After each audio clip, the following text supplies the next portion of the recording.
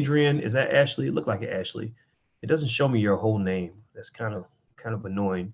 But how you doing? I see Adrian and Kusana. Shout out your city. Feel free to let me know what city you're from, so I can kind of know what cities are coming through. Oh, Orlando. Ashley's from Orlando. Okay. All right. Very nice. Very nice. Okay. So, um, why are we having this gathering? Kasana's from Richardson, Texas, Adrian from Flint, Michigan, Jacqueline, Louisiana, Carl's from H-Town, Houston. I love Houston. Slap Illy is from Brooklyn. What's going on? How are you? Polo TX says he's from Sacramento, California. I see Lucius in Atlanta. Okay, so we got people, we got all over the place. Every city, every state looks like it's represented. I see Michigan, LA, Maryland, Queens, New York, Ruby from Louisville. There's the Ville. You know, I got to show special love to you. How about this Kentucky Wildcats, that football team we got in Kentucky, ranked in the top 20, I think for the first time in like 20 years or something. I think they're tied for first in the SEC. Don't let them run into Alabama though, because that'll end real quick. Alabama, that's an NFL team right there. In case any football fans know this, y'all know how good Alabama is. But at least in Kentucky, we get a couple of weeks to pretend like we're a great football team. So hopefully the fantasy will continue. All right, so let's kind of get started and let's talk about this week and kind of what's happening, in terms of our plans and preparation for the future. The All Black National Convention, and everybody who is attending the convention, everybody who's already got your tickets in advance, I invited you guys to this session so that we could talk about what's going to happen at the convention, how it's going to go down. We're also going to talk about the issues. Y'all know how I am. We talk about whatever needs to be talked about. So that means any question you have, any question whatsoever about any issue is fine. It's not off limits. The goal is to be honest and to have good discussions and to talk about what we need to discuss. I'll tell you what's on my mind this week in terms of blackness. I'm thinking about this whole Bill Cosby sentencing. I know Bill Cosby's about to be sentenced, and he could get up to 30 years. And I'm gonna just tell you the truth. I don't think that he should get. I don't think he should be sentenced. I think that it's not because I think he's an innocent person or that he's a good person. I never thought Bill Cosby was a good person, to be honest with you. Privately, I'd always known things about him in terms of the way he treated people that really bothered me. I remember talking to people about him back in 2004, 2005, back at the height of his power. And people were very frustrated with him behind the scenes because of the way he was very dismissive of other people and very condescending. But I always respected his work. I always thought his work was good. I always thought that he should be commended for the fact that he made the largest donation in history to any HBCU. There is no celebrity right now who is willing to give as much money, even 1/10 as much money to an HBCU as Bill Cosby gave back in 1988. Bill Cosby in 1988 gave $20 million to Spelman University, if I'm not mistaken.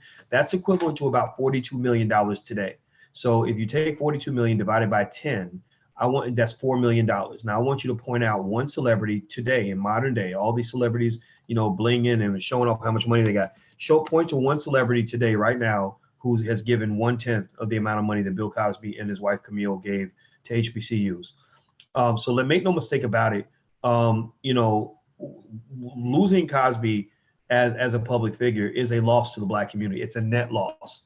You lose the bad of him, but you're also losing the good that he was able to do, and the impact that he was making, which shows like a different world, things like that. I also think that this is a great and interesting lesson in blackness in business, because as we know in the Black Business School, we talk about business from a Black perspective. That's all we do. We're here for Black people. We don't exist for anybody else. And the reason it's a strong lesson in business and blackness is because, number one, you're talking about a guy who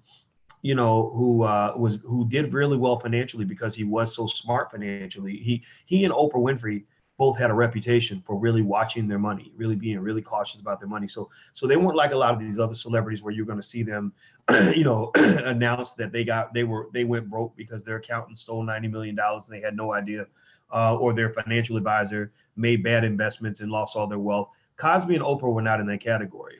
Also, Cosby was very strategic about a lot of things in terms of not just how he made his money, but also using his money to elevate the entire Black community, right?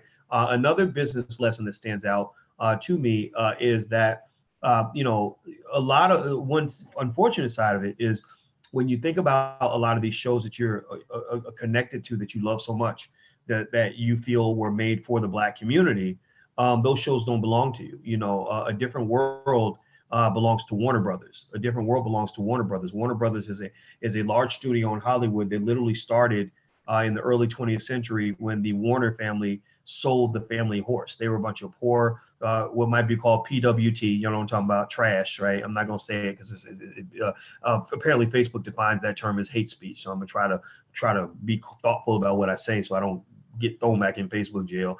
But anyway, they were PWT, and they had a family horse, and they sold the family horse so they could start a family business. And the family business became a company that would show movies for like a nickel a piece, a penny a piece. And that's how they got started. That led to Warner Brothers Studios, which is worth tens of billions of dollars last time I checked. And, Warner Brothers, I think they own, was it DC Comics and all that, Batman and Superman and all that stuff. I don't know exactly what they own, but they own a lot. They own a lot. And what I think is important for you to see from that particular business lesson is that, anything that you start right now in this generation, these little businesses that some of you are starting now, some of your businesses are going to grow into multi-billion dollar empires. And the sooner you can see that vision, the more likely it is for that vision is going to come true, right? You must be able to see the vision before you can invest in the vision. You must be able to see the vision to invest in the vision. That means that you have to technically be a little crazy. Crazy might be defined as seeing something that isn't there. When you're seeing something that doesn't exist, then you technically have to be a little bit weird, a little bit crazy. So I am technically crazy. I'm proud to be crazy. Like when Colin Kaepernick said, "Don't ask if your dreams are crazy, ask if they're crazy enough."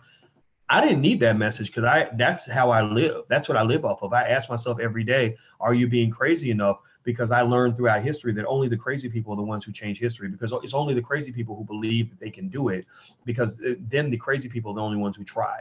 So what I'm looking for not regular people. I'm looking for the crazy ones. I'm looking for the crazy people out here who can see a vision that doesn't exist, will act like it's real, and invest in it as if it's as real as this wooden table or this wooden desk that I'm pounding on right now. Right. And that's what the Warner Brothers did when they sold the family horse in 1902 or whatever, so they could start Warner Brothers Studios, which is now a multi-billion dollar company. So which one of you in this room right now, which one of you, raise your hand, holler if you hear me, say something if this is you. Which one of you has a little business right now that you are starting that is in 100 years going to be worth tens of billions of dollars for your great-grandchildren? Which one of you is in that category, right? You are one of the crazy ones. And I'm asking you right now, I'm begging you, you need to be extra crazy. You need to really just lose your mind. You need to go beyond crazy and really imagine that vision. You need to crystallize it, because the world ain't going to see it until you build it. They're not going to see it until it's real, until it's strong.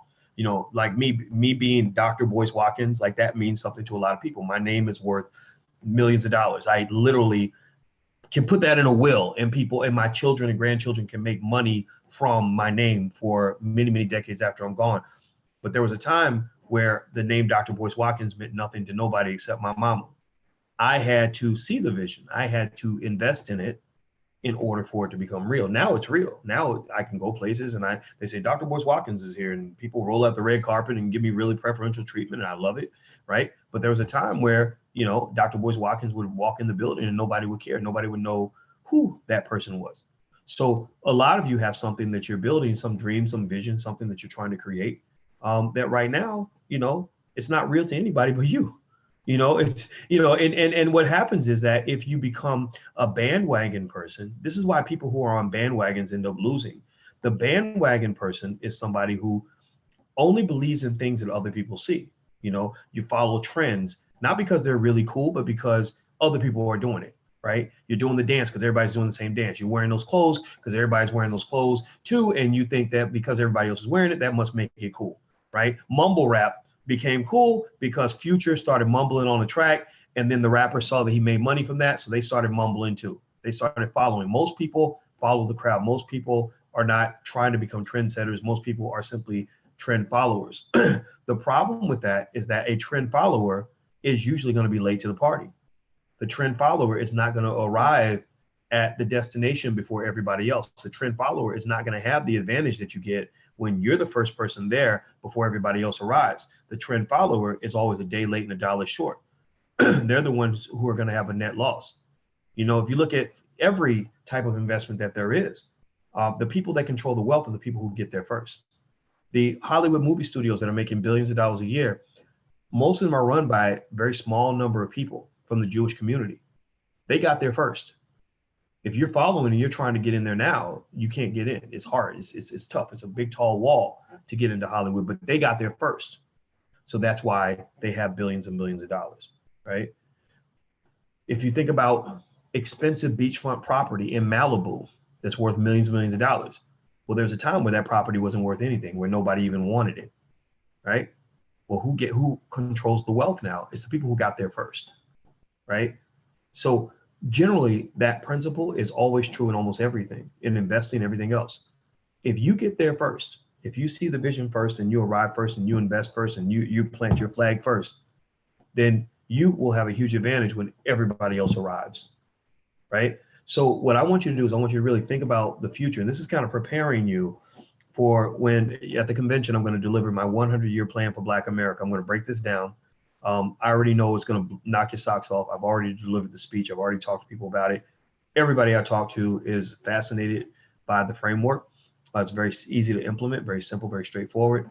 And I want you as a mental exercise to start really trying to practice thinking about the keys to power, the keys to wealth. The keys to power and wealth means that you get to the spot before everybody else does. That principle is true in everything from football to you know, damn near anything. I mean, just anything you think about. The future is controlled by those who get there first. Real estate, same thing. Gentrification. Why is gentrification such a threat? Why does it bother us? Well, because when we were trying to leave certain neighborhoods, the white folks were getting there first. We were there first, but we left because we didn't see the value in what we had. So we were there first, but because we didn't see the value of being there first, we tried to leave and we tried to be trend followers instead of trend setters. So we were followers. So we followed white folks out to the suburbs because we always wanted to be next to the white man, right? That's always been our goal. We want to be next to him because his ice is colder, his air conditioning's cooler, his money's greener, right? You know, his booty's softer, whatever it is that you loved about the white man, like that was what you were chasing, right? So you were a trend follower and you ran out to the suburbs because you're like, oh, he's out in the suburbs. I want to get to the suburbs because that's when I will have made it. Well, while you're trying to go out to the suburbs, he's running back to the hood. He's going back to literally in Chicago. There is land that used to be occupied by the worst housing projects in America. One of the worst, Cabrini Green and all that stuff. There is land down there now that is worth billions of dollars.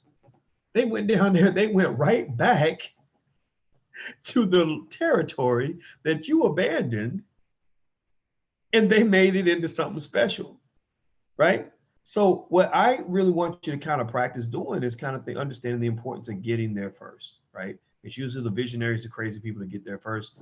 That's the goal. That's the thinking. That's where we're going with this. So it's funny. I started talking about the Bill Cosby thing, and then we transitioned into all that other stuff. But to just kind of bring it full circle for you guys, where this is a business and blackness lesson is Warner Brothers. Not only do they own this big studio in Hollywood that was started by a company that they built by selling the family horse, which really again tells you the power of you have no idea of the power of what you're building now and what it's going to become. So stop thinking that you know.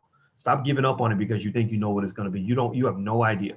And if you give up on it, then you could be literally throwing $1 billion down the toilet, right? So let's be clear on that. But then also Warner Brothers, also from what I understand, they own a different world created by Cosby. He was a big part of that. And I didn't know that. I was very disheartened to find out. You know, I had friends that were on a different world. You know, one of my very good friends played one of the main characters on that show. And one of the things he was explaining to me was that he said, yeah, me and all the other people on the show, you know, like we would love to do a reboot. We really want to do a different world again. We think the Black community could use it. It would be better than all of the, you know, the shows that are on TV. Everybody's ready. And you know why they can't do it? You know why? Because Warner Brothers won't let them. Warner Brothers is like, yeah, we know you're emotionally attached to that show because that's what you people do, but we don't really care about how you feel. So we would rather go and reboot Roseanne or whatever. We really don't want to do that. And then so then they come back and they're like, well, hey, can we buy it from you? Can we license it? Like, can we do something? And they're like, yeah, we appreciate that, but no, we'd rather just take this thing that Black people love and just keep it on our shelf as a trophy. Just kind of have it and just not do anything with it, but just kind of own it so you can't do anything with it. That's what they do. And here's the thing, because they're into business so deep, they trademark everything. They trademark Jasmine Guy, Whitley Gilbert's country accent. Jasmine Guy cannot even imitate Whitley in public without possibly being sued by Warner Brothers. If she goes and does an event and says, hey, hi, Dwayne, and pretends like she's, Whitley Gilbert or whatever, literally, she can be sued for that because they got a trademark on her voice. That's how deep they went with it, right? That's how strategic they are. So what I really want you to kind of understand is that what you could have that could be yours, you probably don't see the value in what you could have, and the things that you think you do have don't belong to you. A different world does not belong to you, right? The Black Panther does not belong to you. That belongs to Disney, right? That's their creation. So you got to know the difference between what's yours and what's theirs, right? Doesn't mean you should get mad at them for owning what they got. I mean, they're supposed to defend what they've got, right? But you should also figure out what you're going to have and how to defend that. And that's what I want to talk to you guys about over time. That's the whole theme. That's the reason, we're doing the convention and everything else. Now, if anybody has any questions about how it's going to go down, I'll just kind of talk you through each day and what's going to go on at the convention. Some of you are going to be there in Philly. If you haven't got your passes yet, you probably want to get your passes in advance. Honestly, it looks like we're going to sell out. This seems to be the most heavily subscribed convention that we've had thus far, and I'm really excited because a lot of people are really pumped up about it. We're probably gonna have to find a bigger venue for the next one. So you can go to allblacknationalconvention.com if you still want to come out. That's allblacknationalconvention.com. The other thing is, if you want to check out the live stream is provided for free to anybody who wants to be a member of our study and action group, which is abncdigital.com. That's abncdigital.com. So what we're asking everybody to do who wants to view the live stream, don't pay anything. You can join for free. First 30 days are free.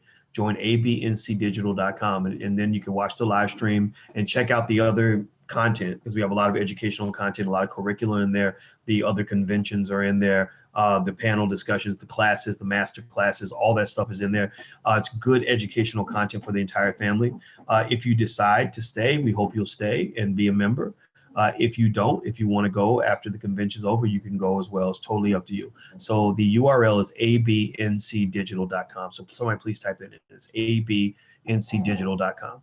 All right. So Coach Trey says, will there be a Powernomics certification class? No, there will not. Dr. Claude Anderson will give a speech. He will be there, but he is not going to do a certification class. Certification class was an 8-hour kind of ordeal. And he's a little older, and we're not, it costs a lot of money to pay him to do the certification. I'm just going to tell you the truth about that. So instead of paying for the certification, we're paying for him to come speak as a presenter, and he's going to give a keynote.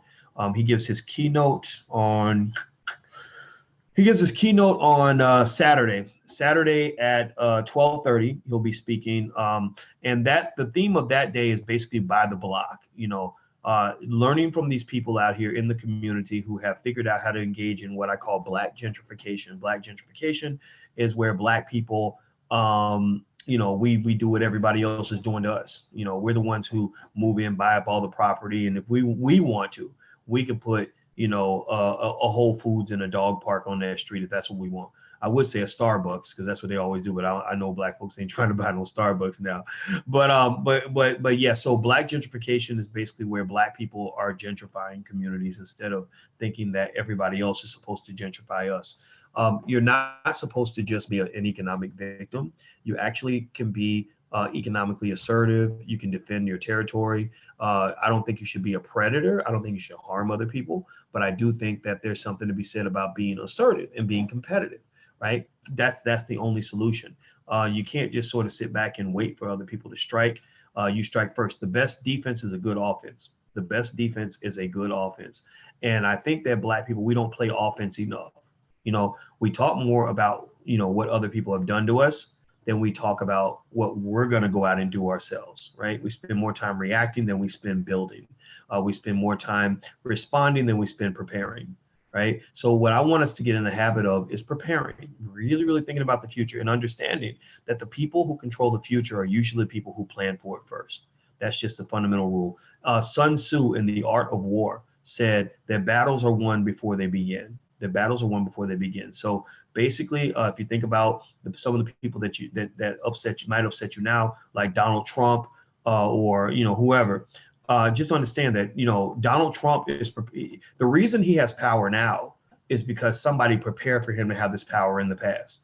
100 years ago, Fred Trump, I'm fascinated. I spend less time being mad at my enemies than I spend understanding them and how they got ahead. How are they winning? How did they pull this off?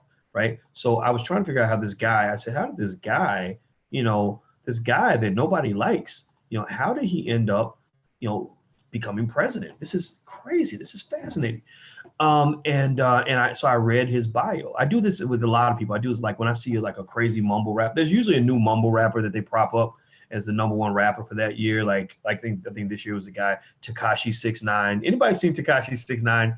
This guy's hilarious. He has rainbow colored hair, and he has like these teeth with a bunch of colors in his teeth. Let me see if I can show you his picture. This guy, he literally looks like the craziest son of a bitch you've ever seen in your life.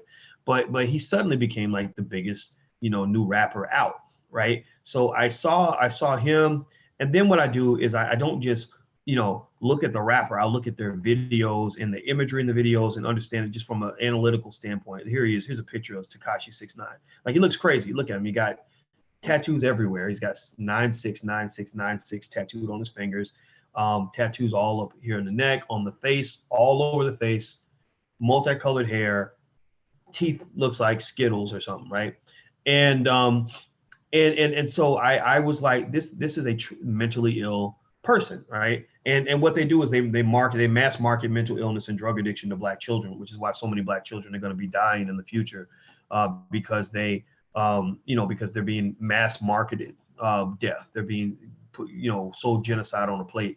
And if you know anything about marketing and psychology, then I don't even have to explain to you how music is actually stronger than a commercial. So pay attention. Look, if a company decided, look, we want to mass market, heroin to 1 billion people, and we want to mass market ecstasy and Molly and all the other drugs that give you brain damage. We want to mass market this. The government would not allow them to do that, right? They would stop. They even have restrictions on like marketing cigarettes, right?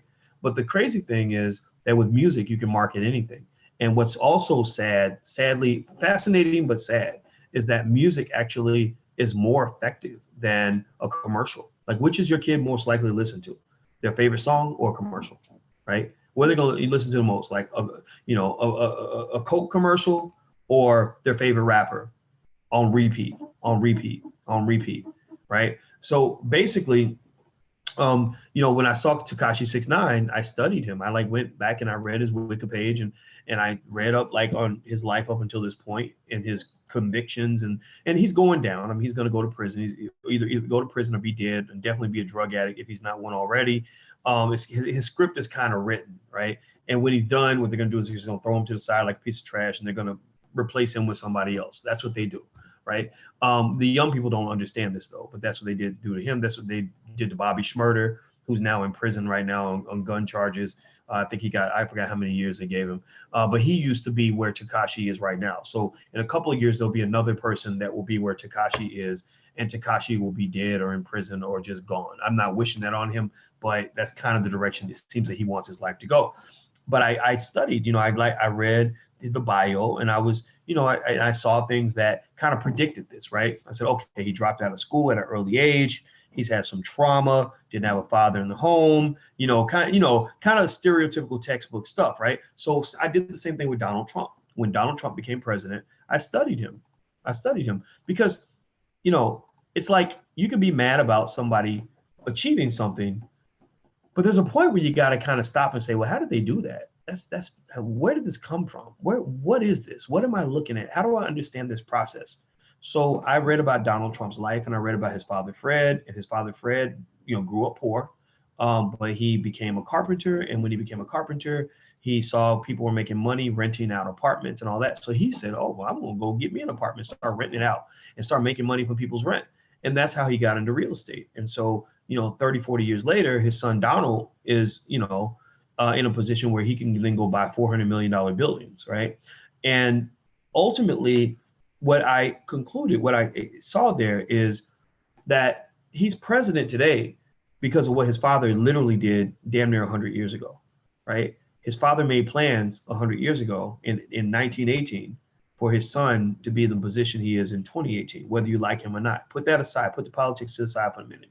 That's white folks' battle. White folks are fighting each other like cats and dogs right now. The best thing about them fighting each other is that they ain't worried about you. They ain't none of them really got their scope on you. Ain't none of them really worried about what you're doing. Ain't none of them trying to stop what we're doing. I love it. I love it. When people say, oh, he's such a racist, I'll be like, okay, that's fine. I don't disagree with you, but I need to know, give me specifics. Like, tell me exactly when he said all black people need to die, or I hate all black people. And what they'll usually say is they'll say, well, he doesn't like immigrants. He says bad things about immigrants. I'm like, yeah, but I'm not an immigrant. I'm African-American. I was here before his family was. So that don't apply to me. And in fact, I don't agree with illegal immigration myself. I just don't, because I see black people in the South Side of Chicago. They used to have certain jobs. They can't get some of those jobs now because of illegal immigration. Also, most of the homicides in Chicago are linked to drug cartels, many of whom the cartel members are able to sneak their drugs and sneak their people through illegally. So I'm not a big fan of illegal immigration. So you're going to have to get me somewhere else, right? Then they'll point out something else. And what I realize is that over time, it's sort of like, people are taking their stuff and they're trying to make it black stuff. They're trying to pull us into their fight. But that's what they've always done politically. They've always, the thing you got to give white folks credit for is that they're very smart about using you to bolster their political numbers. They're very good at taking, their issue and saying, yeah, we need black people, to help us with this issue, right? It might be feminism or something. So they recruit the black women and get them sucked into the feminism thing. And the black woman is coming home yelling at the black man, well, equal pay for equal work. And he's like, I can't even hire you. You're the one who's got the job. What are you talking about? Oh, your toxic masculinity, blah, blah, blah, blah, like all this stuff, right? And the black man's like, damn, baby, I'm oppressed too. Like I'm trying to support you. I'm not trying to oppress. I promise I'm not, right? But that's kind of what they end up getting, right? You get pulled into other people's issues, right? So I think that's what happens with this Democrat Republican stuff. So honestly, all the Trump fights, I don't care. I'm not paying attention. All this stuff, they got the stuff going on with Kavanaugh and all that now. And I'm like, yeah, I mean, I probably wouldn't put him in the Supreme Court, but I'm not sitting around here like thinking about that on a daily basis. I'm just not. I'm really thinking about black people first. That's really it. I'm thinking about my family, my community, my people. How are we gonna be good? And one thing I know for sure is that no matter what happens in Washington, no matter who's in power in Washington, black people ain't never been good. You name one time in history where black people were good in this country. Collectively, give me one time. Give me a time. Tell me, when was it? I'll wait. Tell me one time when black people were good. When somebody got into office and black people were in great shape because these people were really fighting on our behalf. There is no time.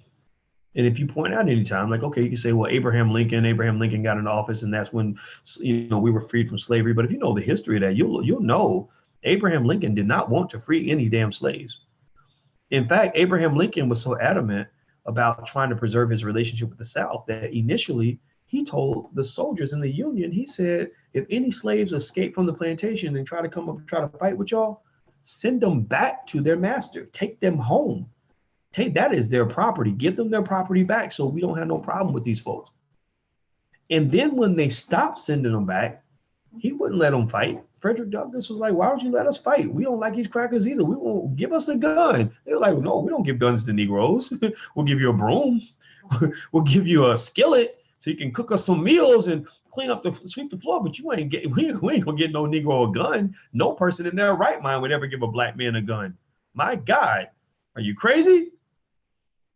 So my point is to say that, you know, Black people will be good the day that we start breeding Black people who are strong enough to make sure that we're good, right? That's when Black people will be good. Black people will be good when we are committed as a community to breed a generation of Black super soldiers who are going to make sure we're good.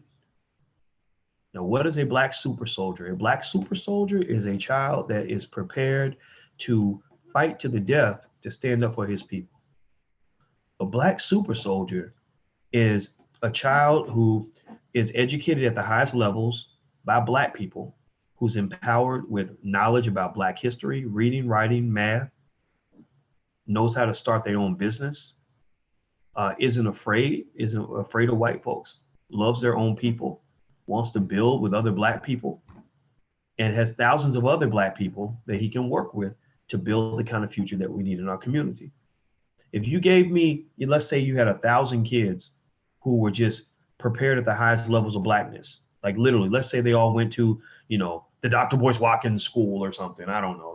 There is no such thing, but let's pretend like there was. You know, we have our business school for kids and all that. But let's just say that we had a Dr. Boyce Watkins school where everything that I've been teaching you guys and talking to you guys about was what we talked about with these kids, right?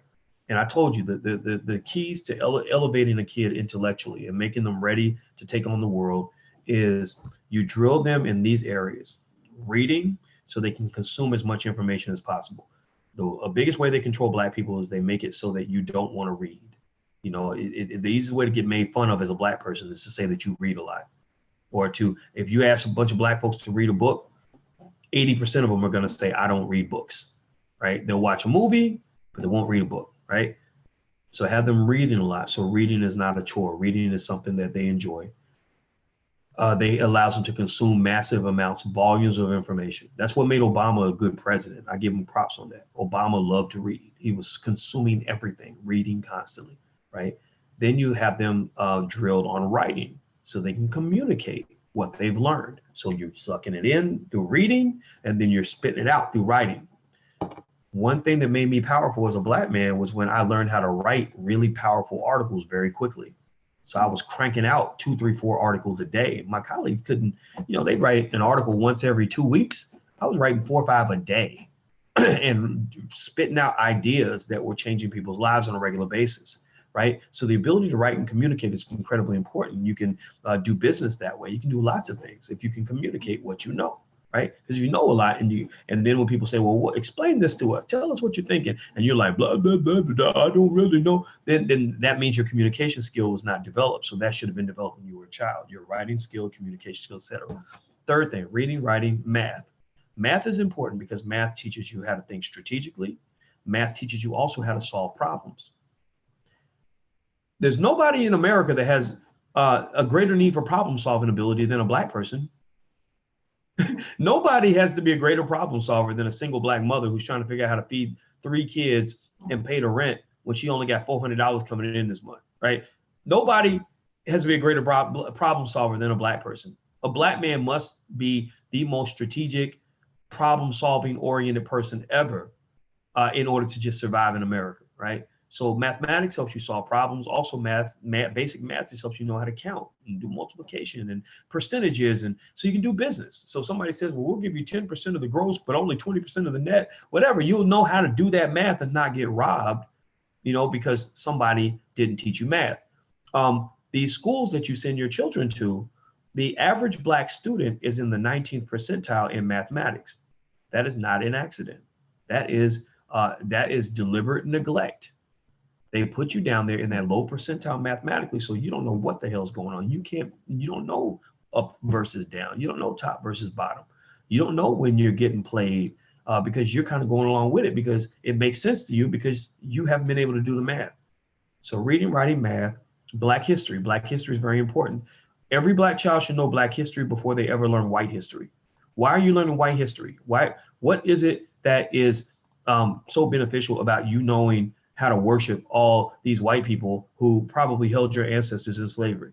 How sick is that? How weird is that you would spend your life glorifying people that literally raped your great-great-great-grandmother. Like, that doesn't make any sense. Seriously, think about this. I mean, white women are now ruining people's lives and sending them to prison because they grabbed their titty in 1902. And you literally are glorifying the person who probably raped your great-great-great-grandmother over 500 times. So you're glorifying the person who raped your grandmother, and white women, like the lady who's accusing Bill Cosby, and I use the term lady loosely because that lady, that's an interesting looking lady, I tell you that much. She's literally saying that in 2006, I can't prove it, but in 2006, he grabbed my boob, and then he paid me $3 million because he allegedly grabbed my boob, and we agreed not to prosecute, but because I'm a white woman, I deserve special rights. I deserve the right to say I want something different now. I get to change the rules in the middle of the game. And so now I want him to go to prison for 30 years after he paid me $3 million for grabbing my boob. So think about this. I mean, this is so fascinating, right? This really is one of those litmus tests to really show you where you stand in the eyes of white America, right? Where how they really see you. Think about this. Think about this. You can't get a penny of compensation. You can't even get an apology for the fact that the men that you worship in history class raped your great-great-great-grandmother 500 times. You can't get a penny for that. But a white woman can get $3 million and 30 years in prison because somebody allegedly grabbed her boob and she can't even prove it, and the statute of limitations has run out. This is America. Like your boy, like the voice in the song, this is America. This is America. So in America, I stand by this to the day I die. Black children are never benefited when they are only educated by white people. Black children do not benefit when they are educated solely by white people in America. It does not mean that you can't learn from them. I learn from everybody. I told you I learned from Donald Trump. The man he might be a prick, but the man got game. He's never lacked confidence. I watched entire films and documentaries about Trump, and I was fascinated by how this guy at 28 years old had just bought a $400 million building and was behind on the interest payments, hundreds of millions of dollars in debt. And they'd ask him, so Mr. Trump, we heard that your businesses are struggling and that this is going to be the end of your empire. How do you feel? And he'd say, oh, everything's fine. Everything's going to be great. We're going to be all right. It's going to be fantastic. And I was like, how do you do that? How do you do that? I know people that have nervous breakdowns because they owe $5,000, right? Really, like losing their mind because they owe $5,000. This man owes, he's 30 and he owes 20, 30, 40, 50, $100 million. And he's still acting like everything's fine, and I think that's interesting. I think that's fascinating, probably delusional, but it's fascinating, right? So I think you can learn from everybody. You can learn from your enemies, like, for example, sometimes people give me a hard time. They mess with me because I don't think I'm Umar Johnson's favorite person, right? Umar Johnson, I think, has always had an issue with me. But I tell people all the time, I learn a lot from watching Umar. First of all, he knows a lot of stuff and he's a great speaker. So I watch him speak. I say, wow, he's a really good speaker. He communicates with people really well, and so you can learn from anybody, just get past the emotional part and focus on the strategy of it. The strategy is, how do you soak up any kind of game from anybody you can so you can position yourself to be the very, very best that you can be. And usually the people you learn the most from are your competitors, especially if your competitors have something that you don't have, or they've done something that you can't really do, right? So she said Umar has an issue with you. Wow. Yeah, he does. I don't know where it comes from, but I don't have an issue with him. I'm focused on building stuff. I'm not really focused on fighting other black men. I'd rather not do that. But anyway, let's keep going. Let's keep talking. Okay, so in terms of kind of moving forward and building the future. That's it. I was giving you the educational thing. So reading, writing, math, Black history, and the last piece is economics and learn how to start a business. I've said this 1,000 times. Every Black child in America, without question, should learn how to start a business by the age of 12 as the key to their economic survival. They should learn how to fill out an LLC application before they ever learn how to fill out a job application. It doesn't mean they can't get a job. It doesn't mean we're going to job shame them. There's nothing like that. What it means is that you want to teach them the big picture before you start getting them to focus on the little picture. Most people that don't succeed and don't get what they want out of life and don't fulfill their dreams are usually people who are cursed with small-minded thinking. small-minded thinking. If I had a choice between being a dumb person who thinks big and a smart person who thinks small, I'd rather be the dumb person who thinks big. Because if you think big, yeah, you might lose big, but when you win, you're gonna win big. If you think small and you're smart and you're thinking small, you're gonna get a bunch of little tiny ass wins and won't nobody even know you were ever here. It won't matter, right? So I think that thinking big is very, very important. T Crowd is asking to drop a book, please. I think there's a book called something like The Power of Thinking Big or something. It's one of the books that my brother recommends in our entrepreneurship program in the Black Business School. And I think it's like The Power of Thinking Big or something like that. I have books that I recommend at drboycebooks.com. So you can write that down, drboycebooks.com. So feel free to check it out, drboycebooks.com. Yes, for you. Oh, bye. Have a good day. All right. So that's the queen of the house. So I have to say goodbye to her. Okay. What is my opinion on Black people mining asteroids, says Tommy Felix? I mean, if you can get to an asteroid, then why not?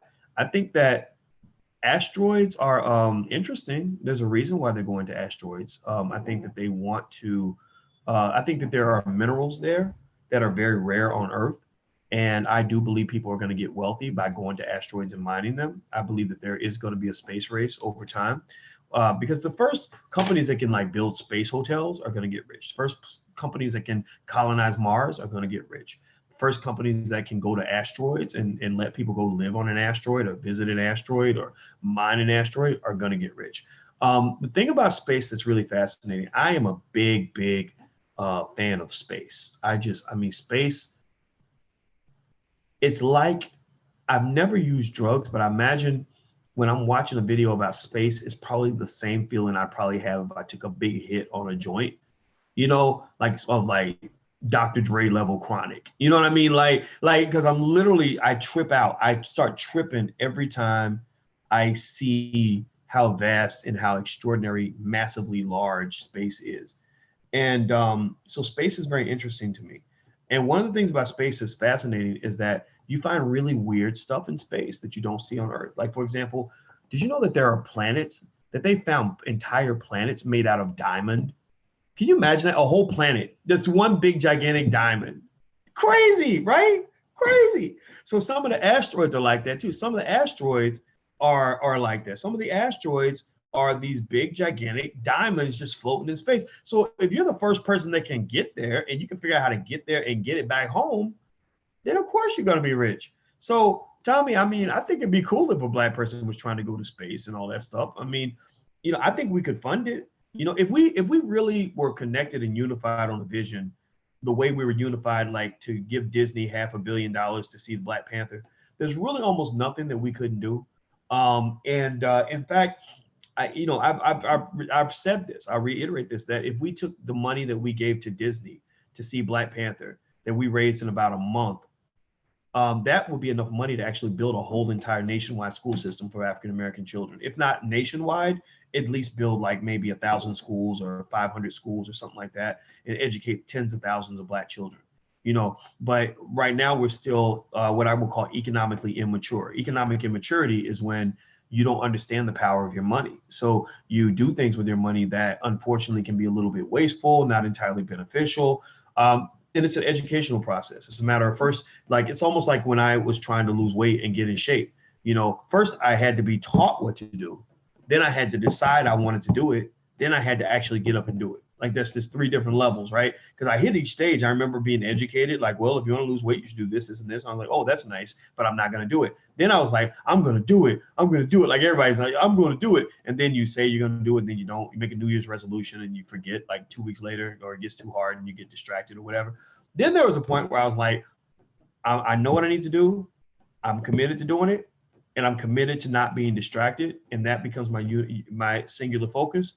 And guess what? A year later, I'm slim, trim, and sugar-free. A year later, I've got a flat stomach. I have a 6-pack now. I have stuff going on with my body that I haven't seen since I was 22 years old. And I don't even know if I had this when I was 22. It is awesome, right? And it's a different level of thinking. It's a different level of existence. Now it's normal to operate in this way. But 2 years ago, just doing 1/10 of what I do now would seem like a big deal. You know, doing a tiny fraction of that would have damn near seemed impossible. So anyway, let me can I bring my 1-year-old to the convention this weekend? Of course, yes. I love when you bring your children, because your children are your power. That's your ticket to the universe. That's your ticket to eternal life. You know, if you are in here and you really are digging what I'm saying and this resonates with you, here's what you do. You know, stop worrying just about yourself and thinking about you. Think about your kids, right? Like just, you know, every day tell them something positive about wealth and blackness and education. Give them, you know, guidelines, inspiration, blueprints, encouragement. Give them that on a daily basis. And what happens is when you get old and gray and tired and you can't do as much, they're going to have the energy to keep going for you. And then what they're going to do is they're going to take that and they're going to be teaching it to their kids. And, you know, so you're going to be living through your kids and your grandkids and your great grandkids, even after you're gone, right? So that's the power. You know, I really wanted in the beginning, when I visualized all of this whole movement, the Black economic revolution, that's what I'm naming this era right now. I'm naming this era so that anybody watching this video 100 years from today who's watching right now, you will listen to me. This era is called the Black economic revolution. This is when we began to plant the seeds that you're benefiting from right now 100 years from today, because I got tens of thousands, if not hundreds of thousands or millions of Black people to get on the same page and start making investments economically. So I want y'all to know that I'm talking to everybody who lives 100 years from now, because I know y'all are watching this video. You know, in this era, when I visualized the Black economic revolution, I visualized people bringing their children. You know, I visualized, you know, tens of thousands, hundreds of thousands of children who are getting this message, who then later on, you know, when they're our age, they're doing amazing things that we can't even visualize. And they're all saying, yeah, I came up during the Black economic revolution, almost like the way people say I'm a child of the 60s. Or we used to have this real radical professor named Dolores something, I can't remember her last name, at University of Kentucky. And she used to always, you know, she'd get all radical and be fighting people. And she said, I'm a child of the 60s. I came up in the 60s. I'm a product of the civil rights movement. Well, I want our kids to be saying the same thing. I want them to say, I'm a product of the Black economic revolution. I'm a product of what Dr. Boyce was preaching back in the early 2000s. Right. I want them to say that, you know, my mama used to come home and she would be reciting some stuff that she heard Dr. Boyce say that day. And that just stuck with me. And that's why I went to college and I majored in business. And without hearing all of that, I wouldn't be running a $1 billion corporation right now. Like that's really what I visualize. Right. And I practice visualizing that.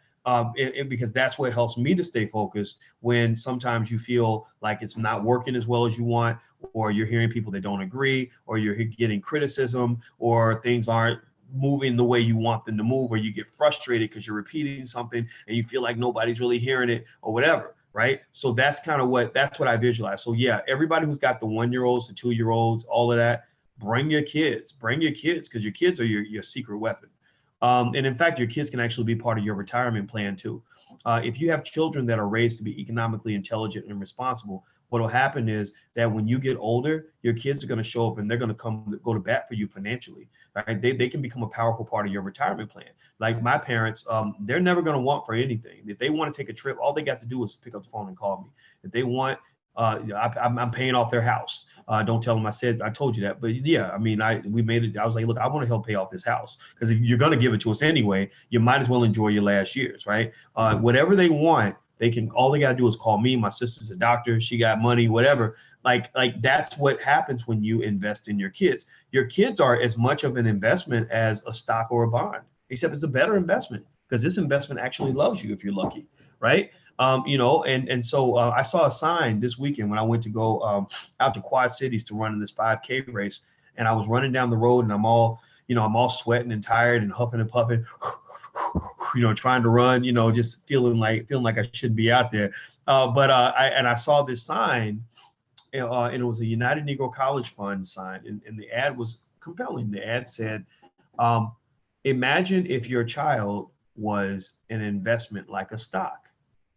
You know, and I said, yeah, our kids are investments like a stock, you know, so think of your kids like investments, you know, invest in them. build them up, and what's going to happen is they're going to come through for you. Now, the problem is on the flip side, if you invest wrong, if you do it wrong, then your children can be a financial drain on you. There are lots of parents who are going to die in debt because they took on their children's student loans. There are parents that are going to struggle economically because they still have grown children that are still borrowing money from them. Kids tend to see you as a person where money grows on trees. Even when my mama was broke, I used to think my mama was rich. When you're little, like a $20 bill is a big deal. Y'all remember those days where a $20 bill was like somebody gave you a $20 bill, you wanted to like put it in your mouth because you were so happy to have 20, that much money. And I would see like a 20 in my mama's purse or whatever, and we go drive by McDonald's and be like, "Hey, mama, let's stop at McDonald's." And she would say, "I ain't got no McDonald's money." Y'all know the speech, right? And I'll be like, "No, you got money. Look, I saw you pull a $20 bill out of your purse." And I didn't know, like, maybe that $20 was for the light bill and all this other stuff, right? I thought my mother was rich. I thought she had plenty of money. I remember my parents got me on a scholarship for low income people to go to this white school. It was a terrible experience, but I appreciated what they tried to do. It was a school called Kentucky Country Day in Louisville, Kentucky. I don't know what the tuition is at that school, but I think it's very, very high. Let me see. I bet the tuition is like probably, $20,000 a year now. Let me see here. What is the tuition there? Kentucky Country Day. Let's see. The tuition at Kentucky, $15,600 a year. So the tuition at this school, which is now $15,000 a year, back then it was maybe $5,000, $6,000 a year. I got a scholarship. I was able to go for free. And I remember that they had a trip. See, the problem was with all these white kids. I was the only black kid in the whole sixth grade. And there was a lot of rich kids, so they had a lot of monies, and we didn't have a lot of money. We were kind of poor back then. My parents were still struggling, but they had good values. That's why we figured out, the value of hard work and all that. And I remember that they were taking a trip to England for the summer. Like, this is the stuff that rich white people get to do, like taking kids on a trip to England for summer. That's huge, right? So I remember coming home, and I said to my parents, and I said, "We're going to England. I want to go, and I need some money." And they were like, "Well, how much money?" And I said, "Oh, it's just $2,500." And I'll never forget that my parents bust out laughing like I had just told the funniest Eddie Murphy joke ever heard, right? Like I had just told the funniest joke ever, and I'm like, "What's so funny? It's $2,500. Like I remember thinking, like, what's the big deal? And that was my first understanding that no, like that was a lot of money for them back then, especially back then, right? And what it makes me think about is that a lot of you have kids that really think that you're rich. They think you've got plenty of money. So what happens is that if you raise your child in an environment where if they want money, all they got to do is ask mom or ask daddy, and mom and daddy's like making it rain, like just whipping out 20s and 50s and for whatever they want, then they carry that into adulthood. So when they are out of college or they come home from college, whatever, and they are struggling a little bit, they're going to see your house as a place they can go to have financial security. Like, well, if things aren't working out here, I can go live with my parents or live with my mom or whatever. And then when they have financial problems, they'll keep coming to you if you leave that door open. And that can be a pattern that continues all the way up until they're 40, 50, 60 years old. I've seen that happen. I've seen that happen where a guy was, doing that when he was a teenager, and then he did it in his 20s, did it in his 30s, did it in his 40s, 50s, and in his 50s. And up until he died about 50 years old. I think he was 50 when he died. And his mother was a single mom. And when she got a little older, it got really, really hard for her to take care of him because she was living on a fixed income. And that made me think a lot about manhood, because I remember thinking that if you're a man and you're in your 40s and your mother's in her 70s, you should be showing up offering to help her. You should see the fact that she's in a fragile state, financially, physically, otherwise. You're supposed to be her backbone. You're supposed to be her strength. You're not supposed to be another liability where she's carrying you around. She's got to have this masculine energy to carry you, because that's not what she should be doing at that age. So think about the habits you give your kids when they're young, teaching them that they can actually contribute to the economic strength of the household at an early age. I think is really, really important, because when everybody's working together, everything runs so smoothly. In every coalition, the whole world's built on what I call economic gangs. Everything is about being gang affiliated. Everything. The whole world is gang affiliated. The European Union ain't nothing but an economic gang. The Asian Pacific Union, all the Asian countries coming together economically, that's nothing but a gang. The North American Free Trade Agreement ain't nothing but an economic gang. Everything is about being gang affiliated. So your gang is your family. You know, your European Union or whatever is your own family. And the thing about a gang, about an organization, a group, a coalition, is that the coalition is only as strong as its weakest link, right? If you have one member of the coalition that does not respect the coalition, that takes more than they give back, that will eat a piece of fruit off the tree and not plant a seed, that person becomes a leech on the power of the coalition, right? Like, for example, the European Union was doing pretty well until Greece kind of came along. Greece was kind of like, you know, the ratchet cousin that will take money from the family, but doesn't want to put anything into the family pool. They're always doing a withdrawal, but never doing a deposit, right? So Greece came in with all these financial problems. Greece is a country that historically has not been fiscally responsible. Greece is a country that has insane spending policies that have totally destroyed its economy.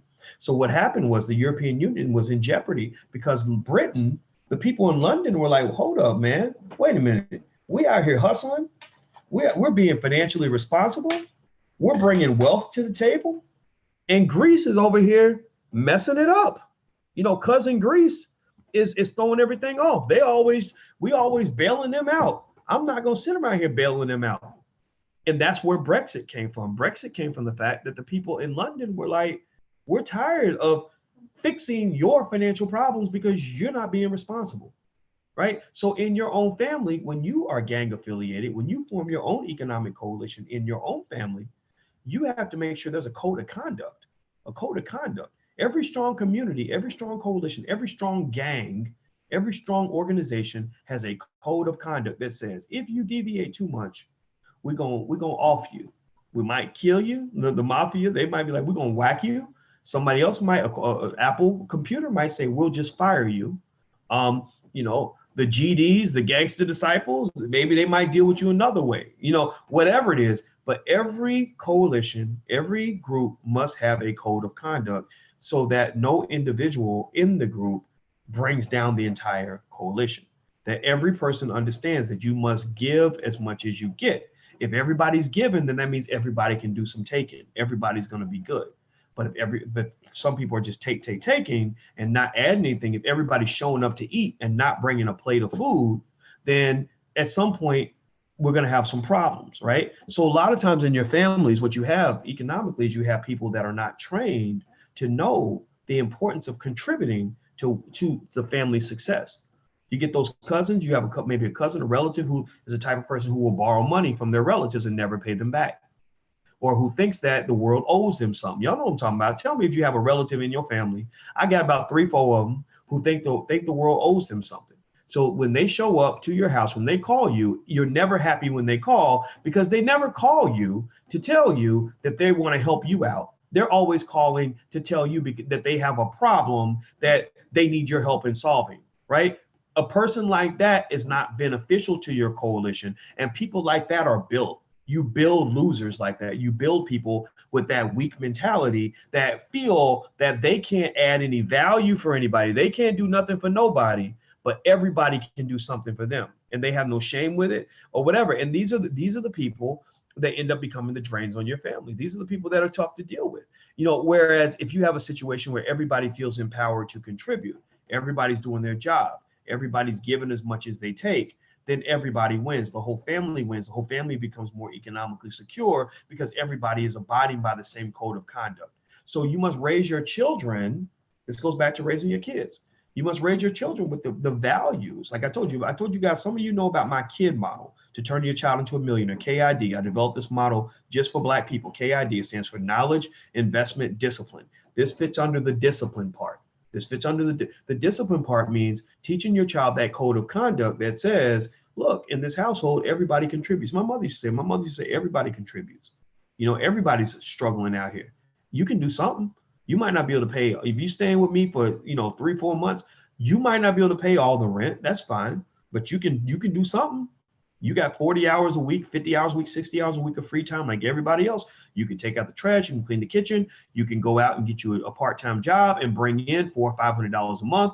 You're still winning because you got a place to live for $500 a month. You can't beat that. You can't beat that, right? But then we're all winning because now mama has less pressure to get the bills paid because she's got an extra $500 in income coming in, right? So ultimately, if you raise your kids to have that code of conduct, that understanding of the necessity to contribute, then you won't have anybody that's just becoming elite, sort of draining from the coalition. Because what happens is when you have somebody that drains on the coalition, you go through a Brexit type of situation.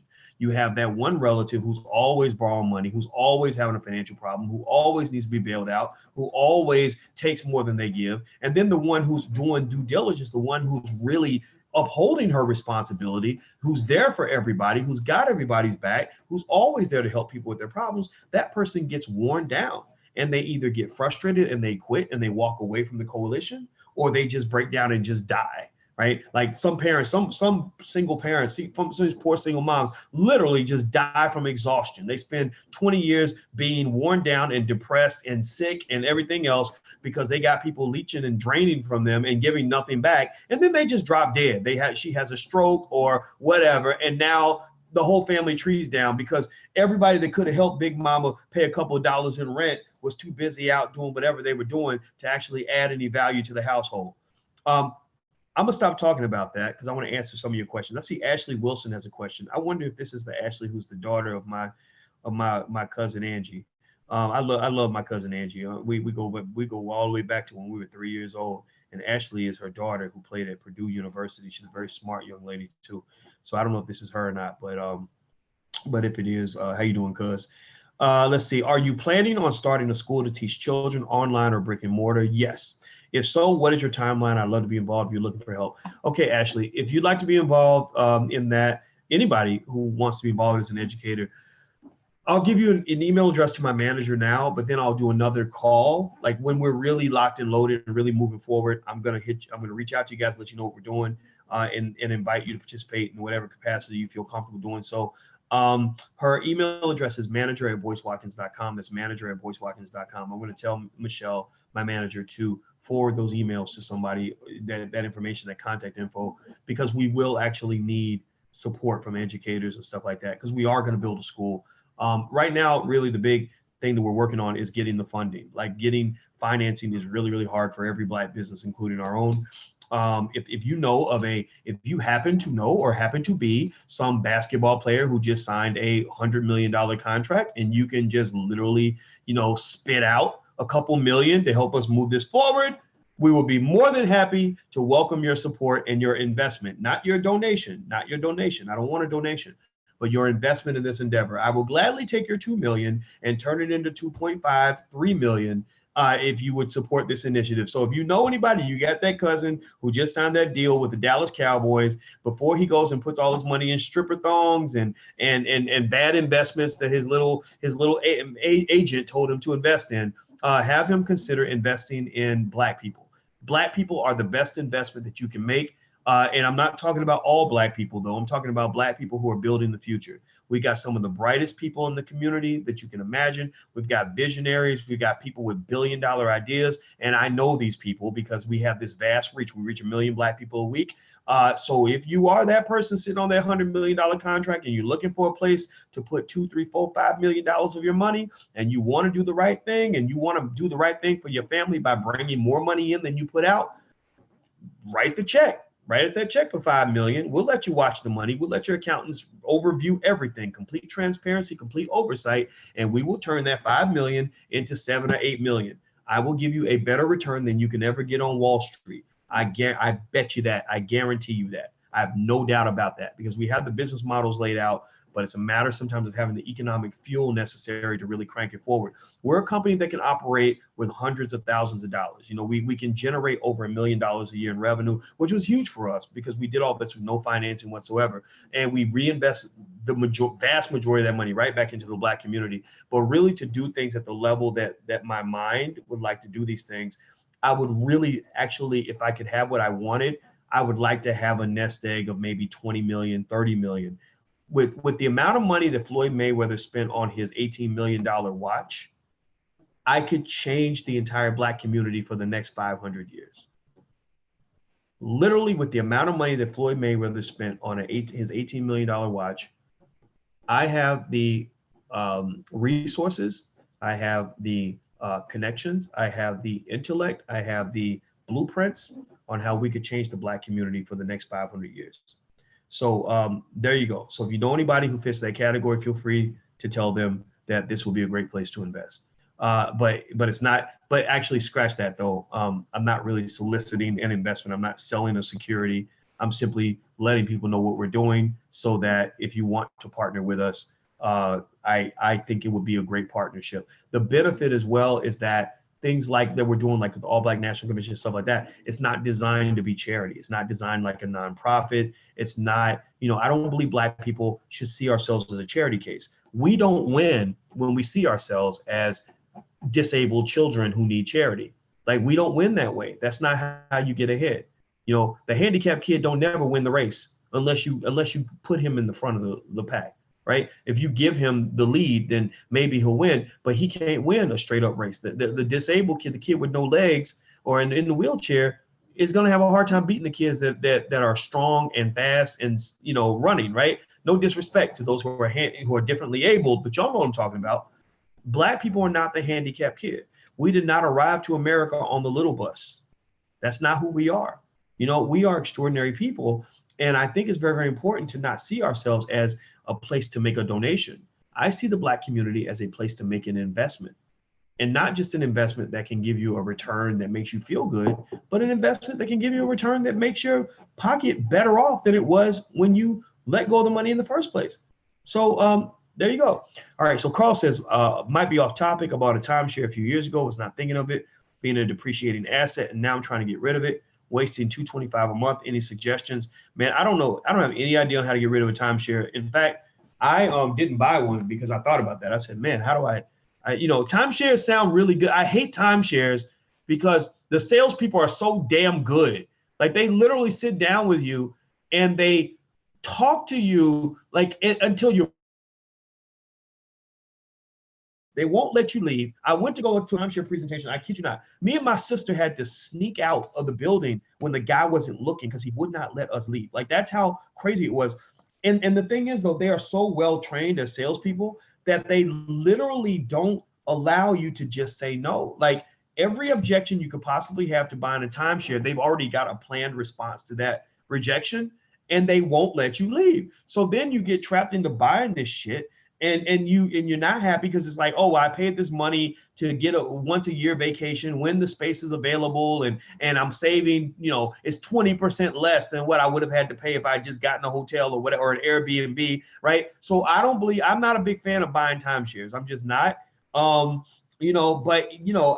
sure that there's like marketplaces where you can sell them. I think my parents had a timeshare and I think they were able to sell it. So I would look around to find like marketplaces, or maybe call the company that you're paying and just say, hey, we like to sell this. Is there an internal market that you have for other people that want to buy one? Because I'm sure that in their sales process, they may be selling timeshare units that used to be owned by somebody else. I don't know, but that's where I would start. I would just start by calling the company that you're sending the money to.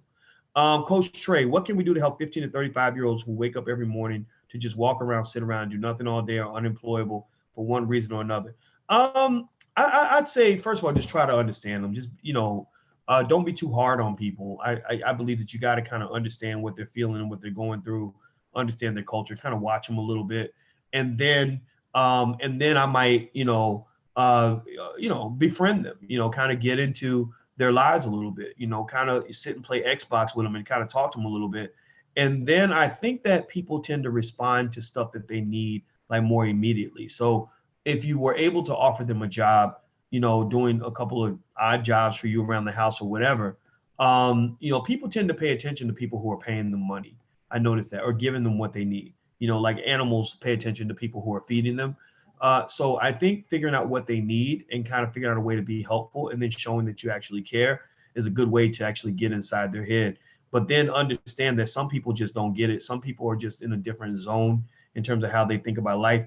A lot of young people now are hooked on drugs because all these rappers are now mass promoting the use of very heavy, very dangerous drugs. and that causes permanent brain damage, right? So there's no such thing as like somebody who used to be addicted to crystal meth and Molly and ecstasy and oxycodone. Ain't no use to when it comes to stuff like that. Like that's like um I used to not have a leg because my leg got chopped off 5 years ago, but now my leg grew back. Some stuff don't grow back. Some parts of your brain does not grow back after you have, got hooked on these drugs and into that lifestyle. So some people just may not respond. And I don't always know exactly how to get those people to change. It's hard to change a person. It really is. Let's see here. Hello, Dr. B. I need tickets for the A, B, and C this weekend. I'm a DU 1000 member, and I reached out to support the Black Business School and did not get an answer. Okay, Alicia, send another email to support@theblackbusinessschool.com. They've got to answer, because I know that they answer support emails all the time. Like the support team is always available, to talk to you. So if they're not responding, try this. Also try copy manager at boycewatkins.com and copy assistant at boycewatkins.com. So that way my manager, my assistant, and the support team all see the email, and then copy me too. My email address is boyce@boycewatkins.com. So somebody's going to take care of you. And if not, just show up and be like, look, I'm in the DU 1000. I've been trying to get in touch with somebody, but that's the thing that would be very surprising, because we pay thousands and thousands of dollars to our customer support team. So there must be something going wrong with the delivery of the email, because I know how many emails they respond to, and I know that they're on it. They're on top of everything. So I don't think it's not an issue of anybody deliberately ignoring you. But if you're in the DU 1000 in the Black Business School, and you're part of that premium program, then we did promise you guys VIP passes to the convention. Just show up and tell them what's going on, and we'll get you in there that way. Okay. So I just want to see you there. What should we expect to learn in the business development class Thursday night, says Coach Trey. The business development class Thursday night is going to be taught by myself and attorney Nicole Compton. I'll share the screen with you so you guys can see the schedule for the A, B, and C. That's going to be basically a process where we're going to go through the steps to ensure that everybody who attends the convention, everybody who comes to the All Black National Convention, should have the capacity to be a business owner if they want to be one. That doesn't mean everybody has to do it, but everybody should know how to do it. This is almost like survival training. Black people, our unemployment rate is really, really high. Our economic devastation rate is higher than that. Job discrimination rates are higher than that. Every study says that job discrimination has not changed in the last 40 years. Every study says that the unemployment gap has never gone away, right? Every study says that the wealth gap is actually getting wider. So what we have as the solution to this problem is we believe every Black person should be armed, locked, and loaded with the ability to start a business, right, as a foundational beginning point. And then at that point, what you do is you kind of build on that. You try little things yourself, but you get to know, this is why coming to the convention is going to help you. You get to meet other people who are on that same page, who are also in that page of being a builder, being an owner. And what happens is that you breed outcomes. Remember, I told you we have to breed a generation of super soldiers. So breeding means, coming together and literally connecting in a special way where something is born, right? Ideas are born the same way babies are born. So what we found at the conventions is that this is why we host the convention. Because remember, I could just do everything online, but I do think we do things with the convention, which is expensive as hell. It costs us $40,000, $50,000 to pull this off or whatever. And it's all Black funding, no corporate sponsors, none of that. The reason we're insistent upon doing a convention is because we found that there's something beneficial that happens, something magical that happens when Black people get together, when like-minded Black people get together and everybody's spirit is high and their knowledge base is growing and everybody has goodwill. You're in a special space that can only be described as something better than Wakanda. You're in a special space where everybody is either smart or they want to be smarter, right? Everybody is showing love to one another.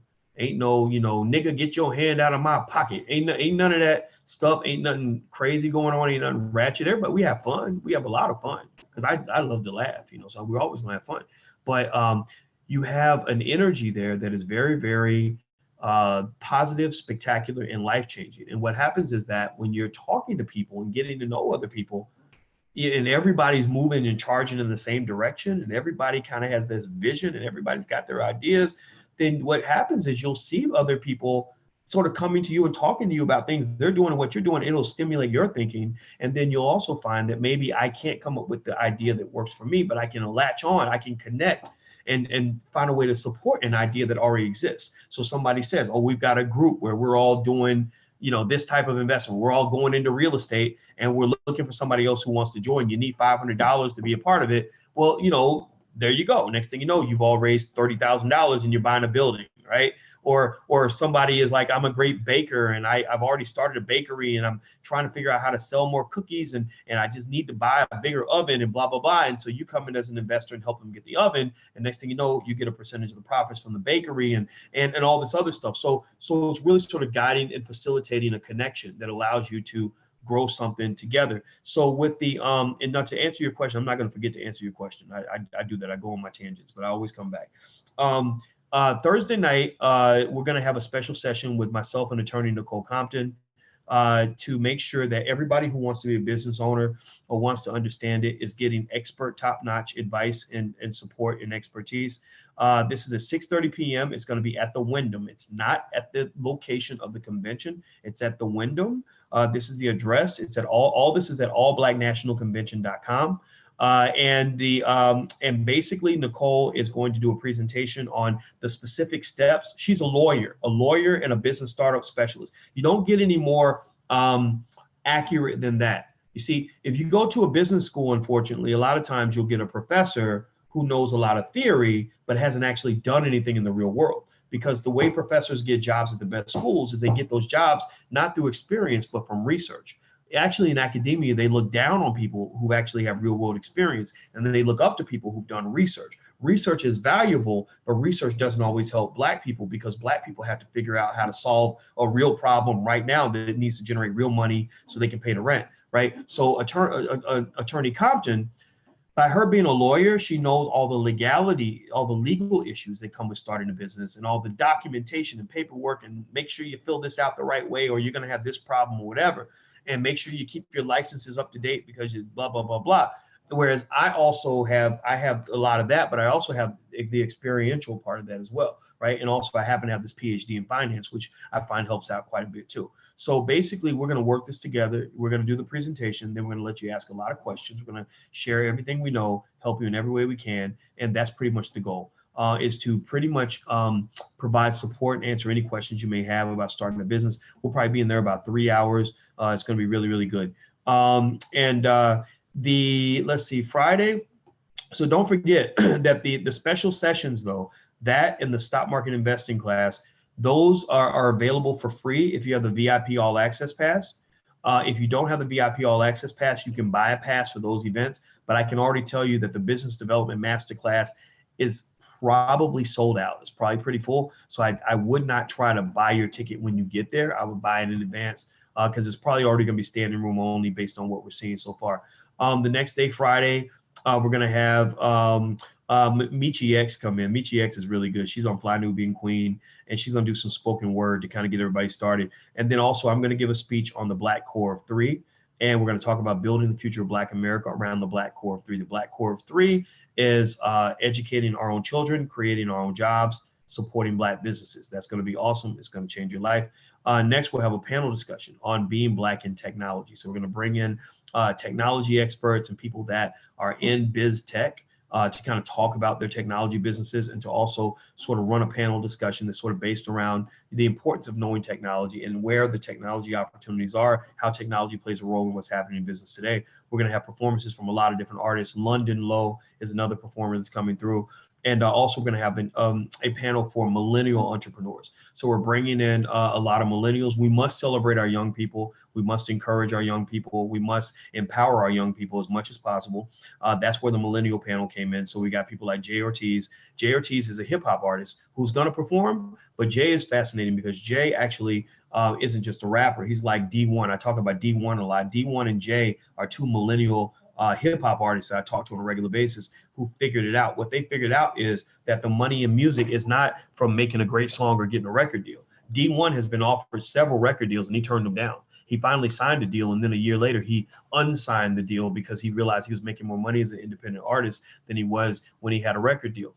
When D1 and I talk, when Jay and I talk, we don't talk about music that much. We don't talk about songs like anybody. There's a ton of rappers that can make a great song. We talk about business. We talk about monetization models. We talk about revenue setups and marketing strategies and managerial issues. Like that's what we talk about. We talk about acquisitions and ownership and equity and all that. That's what we discuss. We don't talk about like, oh yeah, well, if you put that beat on that shawty, it's gonna be hot, man. We don't. What do I look like even talking about that anyway? But the thing is, these guys are doing really well. D1, I don't know how much money D has, but I bet D is worth millions of dollars now. I'm not going to put my mind in his pockets, but I bet you D is worth millions of dollars, and he's not even 30 years old. And D1 is not a signed artist right now. He does not want to be signed. He was offered a deal with Lil Wayne's record label, with Cash Money Records, where Lil Wayne, Nicki Minaj, Drake, Cash Money Records. They called him several times. They wanted him to sign. He said, no, thank you, because he knows how to make his own money. So we're going to have creative millennial entrepreneurs like those two. Peter Parker, who's a director, who's actually directing a show that we created for Netflix called Black Capital. Black Capital is great. You're going to love Black Capital. But anyway, Peter Parker's on the panel. So there's a lot of great people like that are going to be there kind of talking about just what it's like to be young, trying to make money, trying to get ahead, trying to be successful. And because what I find is that there's a lot of young people who are just confused, right? Because you're stuck between sort of getting these old messages of, okay, go to college, get a good job, work that job for 30 years till you retire. And you're seeing all these people that are just dying in debt. And you're hearing people like me say, that's not the way to go. That's not really going to get you, where you need to be. And then you're like, okay, well, what do we need to do? I need to be more specific about telling you what I think your options are. I'm not one to tell you not to go to college, but I am one to say that you got to figure out what your goal is, and you got to do what they call, in mathematics, we call this dynamic optimization. You start at the goal and you work backward, right? What is your goal? Is your goal to be rich? Well, if your goal is to be rich, then you can work backward, and there's a multitude of pathways you can use to get there. The one that you probably don't want to use is, I'm going to go to college and graduate and get a really good job. It's going to pay me lots of money so I can eventually become a millionaire. Most people who do that, go that route, don't become millionaires. It just doesn't work. They become good 1,000 years maybe if they're lucky. But most of them actually, most Black people who went to college and look for the good job, actually most of them are actually have a negative net worth. Your wealth is measured by your net worth. Most Black people who went to college have a negative net worth because the student loan debt was so high that they were never able to pay it back. And if you can't pay it back, then then you're out of the game. Like that's like you can't win a football game. If you score 3 touchdowns in a football game, that's 21 points, but you can't you can't win a game if you started off with negative 50 points. Like you can't win. Like there's no team on earth that you can beat. You can't even beat a team that's like sitting still because you started off 50 points in the hole and you only scored 3 touchdowns. So if you start off 50 points in the hole, then you got to score at least 8 touchdowns before you even have a chance to win, right? So what's better, to start off in the hole, by 6, 7, 8 touchdowns and catch up, or to start 0-0 and score 2 touchdowns? I'd rather start 0-0 and score 2 touchdowns than to start so far in the hole that I got to score 8 touchdowns to even have a chance to win, right? That's what happens when you get yourself stuck in a ton of student loan debt. Now, I saw a brother say, we need somebody like you here in England. I am in England. My heart, Mr. Carlisle Brewster, my heart is in England because I want to add you as a moderator. I love England so much. I love London. The people there were so wonderful. And I felt so guilty because as a selfish American, we tend to focus only on ourselves. And I realized I needed to learn more about what's happening in London, the people there. And I kid you not, we had a convention, we had an event in London, and there were more people from London alone that showed up to that one event than there were from the entire United States that came to the All Black National Convention. Like, let's just be real. Black London is woke. Woke AF. Woke AF. Black London is woke. I mean, they're a little different. They're a little more conservative. They got the tea and crumpets thing going on there a little bit. They got a different kind of situation to deal with, but they are woke. Like they are woker than we are as Americans. I kid you not. They know more about what you got going on than you know about yourself. Seriously. And you don't know nothing about what's going on over there. I mean, shame on you, Black people in America. Y'all have no idea what the police are doing to Black people in London. Y'all have no idea what political issues they're facing, what challenges they're dealing with the racism. Y'all don't know because y'all don't care, because you're too focused on crying about your own issues. That's our problem. I say our. I'm not saying you or me or what. I'm talking about we. We have that issue. So if you are in London, I want you to know you're being heard, and I love you. And just today, I was talking to my manager and my accountant, and we were having a meeting about the convention. And I said, after this convention's over, I want to start planning to go back to London. I want us to plan on how we're going to go back, what we're going to do. Let's start getting a venue. Let's start making the connections. Let's start getting it in. London is a beautiful, wonderful place. And I'm telling anybody who's listening, you know, I would encourage you just to go to London. I just, that's all I'll say. That's it. Okay. So let me stop talking. Okay. Let me go ahead and answer some more of your questions. Oh, so the URL for the convention, by the way, is allblacknationalconvention.com. And also the URL for the live stream is abncdigital.com. It's abncdigital.com. That's our study and action group. But if you join the group, the first 30 days are free. You can join that. You get free access to the live stream. If you want to leave before the 30 days are up, that's fine. But if you'd like to stay, we hope you'll stay, because it's actually a great group, a great way for the whole family to learn. Let's see, Teresa says, I'm starting scholarships for African Americans in America. I've got one established so far. Many think you have to be super rich to do this, but you don't. That's true. I established a couple of scholarships this year with our company, with Freedom Home Academy International. I put one in the name of my grandmother, Felicia, and one in the name of my Aunt Joyce. And everybody here, I encourage you, find a Black-centered school somewhere and find out, ask them, like, how much does it cost for your kids to attend? And whatever you can afford, either make a donation or maybe fund a scholarship. Think about somebody you love, somebody that you lost, maybe your mama, your cousin, your sister, your father, your uncle, whoever, and fund a scholarship in their name. It's really therapeutic. It'll make you feel better. I funded mine in the name of my late grandmother, Felicia, because I love her so much and I miss her. And when I talk about her, it makes me feel like she's here. So I really do that. I can't even pretend like it's an act of generosity, because it's really an act of selfishness, in the sense that I feel better when I do this. When I do things in her name, I feel like she lives, you know? So the same thing I think will be true for you guys. So I encourage you to do that. Let's see here. Alicia says, you will see me and my husband there. Well, I look forward to seeing you. And I like your name, Alicia, by the way. It's spelled a little different. Looks like there's 2 C's in there. The woman I love, her name is Alicia. So when I hear that name, that's a special name. And actually her brother's name is Francis. Ain't that crazy? Your name is Alicia Francis, and her brother's name is Francis, and her name's Alicia. Crazy. All right. Let's see. John Mace, do volunteers need VIP tickets for VIP events? Talk to the person that you're reporting to as a volunteer, and they can kind of tell you what you can get access to and what you don't. I don't know exactly what their policy is. They're kind of running all that. They're managing the volunteers and everything. We know we're going to give the volunteers some stuff for volunteering, because we appreciate your support. But I don't know if free admission to every single session is exactly on the agenda, but you can ask her, and we'll do what we can for sure. Stanley, and the special events are a little tough, because they tend to be really sold out. So that's the part where I'm a little worried. So I can't make any promises. So just ask the person you're reporting to. Stanley, if we get 2,000 people to invest $1,000, you will have your $2 million. That's true, Stanley. Thank you for saying that. And we're going to do that. We're actually going to do what I call the Black Gentrification Project. I spoke to Dr. Venetia Dutra, and we spoke about doing some sort of crowdfunding for real estate. So we're going to launch that pretty soon. So I'll let you guys know. So I hope you guys will consider it. It'll be something that will allow you to actually get a return on your investment. It won't just be a donation. James Sanderson, greetings, Dr. Watkins. Have you heard of the cryptocurrency called TBC? No, I have not. My partner and I reached out to Asmaret and got no response, as well as we emailed you. Our website is universalsolutionsforus.com. We would love to share and partner with you in this opportunity. Send a note to manager@boycewatkins.com. That's manager@boycewatkins.com. I can't say for sure that I am really necessarily interested in getting into a cryptocurrency. I have money invested in crypto. I left my investments there even when the market moved up and down. The reason was because the market in crypto, it goes up and down a lot. It's been doing that for years, right? And the thing about investing is a marathon. It's not a sprint. So, if you're evaluating the cryptocurrency market based on what's happened in the last 6 months, that's like running a marathon and judging the winner based on the first 200 yards.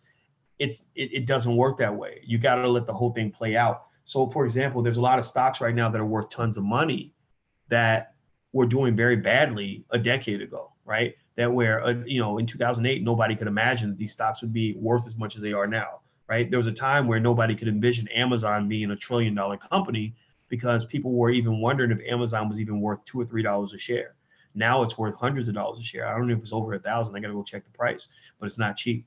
Coach Trey, what is included in the Presidential Circle ticket? The Presidential Circle ticket is basically a limited access pass that we created for people that want really exclusive access and also want some extra marketing.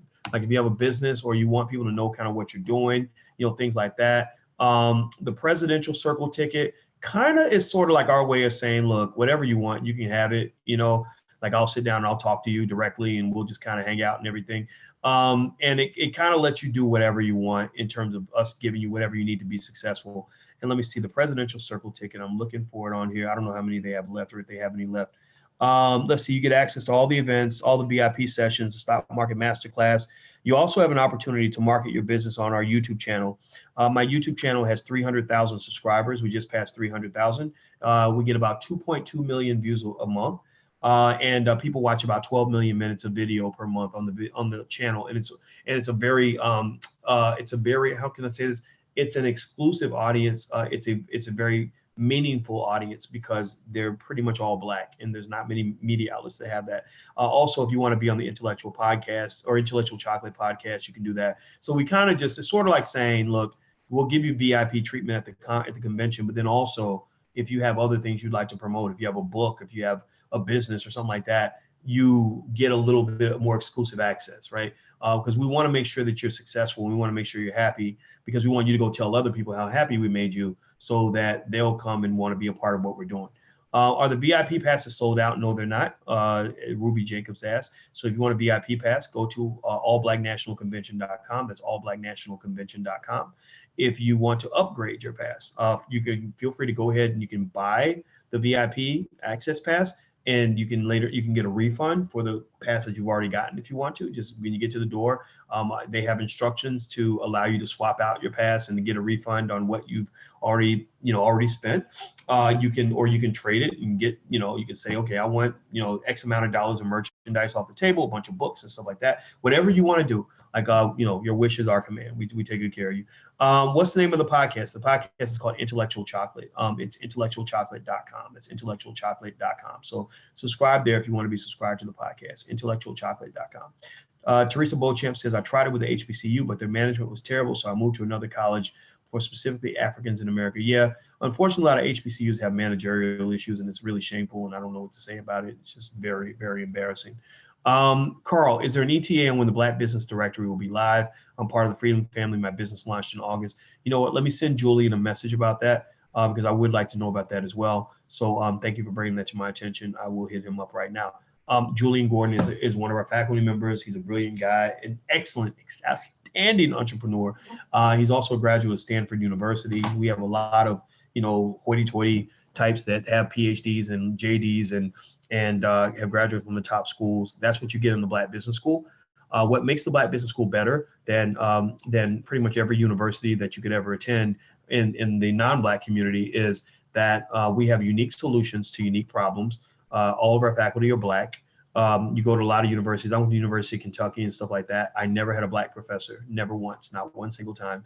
And that made a big difference. It made the experience very uncomfortable. Also, the cost is much, much lower. Most of our programs are less than $2 or $3 a day.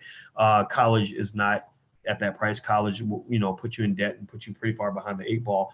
And so it was designed to solve that specific problem of people being left in debt, people not having access to Black professors, and not being given skills that help them survive in the real world. Our focal points are not on giving you what you need so you can go out and get a job working for, a big corporation. Like you can get that from a university if that's what you want to do.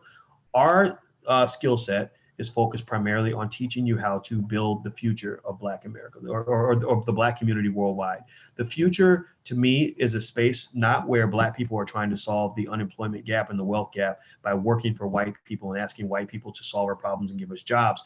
The future of Black people is one where we solve the problem because we are the ones creating the jobs. We solve the educational problem not by asking the local public school to do better by the Black kids. We solve the educational problem by building our own school. You see, that's when you go from being a servant of a God to being the God itself. You know, right now you're in a position, many of us, where we're raised to want white America to be our economic gods. And why do I call them economic gods? I call them economic gods because they have the power of a God to create things. Right? You say you go to church and you pray to Jesus. You say, Jesus, please give me an opportunity. I want to be a marketing manager. Please give me an opportunity. Well, the white man at the corporation down the street can create that opportunity for you like a God. He answers your prayers. He will create that opportunity for you if you're lucky, if you're the chosen one, and you get that opportunity as long as he allows it. Well, I think that if you really, you know, I'm hoping that I can get people to understand that the better way to kind of work a system is to start from the top and work down, as opposed to starting at the bottom and trying to work up. You know, so when you start from the top down, what happens is you position yourself to be the economic God. You position yourself to be the one who creates opportunities for other people. So I don't want our children to be job seekers. I want our children to be job creators. And then some of the children just naturally are going to end up becoming job seekers. Maybe they just won't have what it takes. Maybe their parents won't prepare them. Maybe they just don't want to be job creators. But the job creators are going to be the ones that answer the prayers for the job seekers, right? So that's kind of what the whole vision is. That's kind of what we're laying out. That's what we teach in the Black Business School. That's how we operate. So we are very strange people in that regard. We don't. People say, well, are you accredited? Do you have accreditation? I'm like, no, actually, we create accreditations. The accreditation you're talking about, that was created by a group of smart white people. Well, we've got accreditations created by a group of smart Black people. So we don't want to ask for an accreditation. We want to grant the accreditation, right? Just like currency, like money. When a currency is created, the person who has the most wealth typically is the one who creates the currency. It's like cryptocurrency, right? If you create a crypto coin and it becomes very popular and everybody's trying to get this coin, well, you're going to be the richest one because you can say, well, I'm going to issue 1 billion coins and I'm going to keep 500 million for me.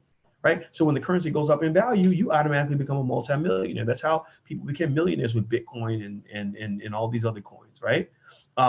So basically, that's the direction we're going. We're like, no, let's create our world and then we can control that world. I don't really look to get a seat at a table. I want to teach us how to build tables, right? Build tables, and then we hand out seats. And that gives you the power of an economic and educational guide. That's what I want for Black people. That's what the Black Business School is all about. That's what we do. And we do it for you. We don't do it for anybody else. All right. I'm out of here, guys. Have a good day. If you want, again, the URL for the convention, allblacknationalconvention.com, the live stream, abncdigital.com.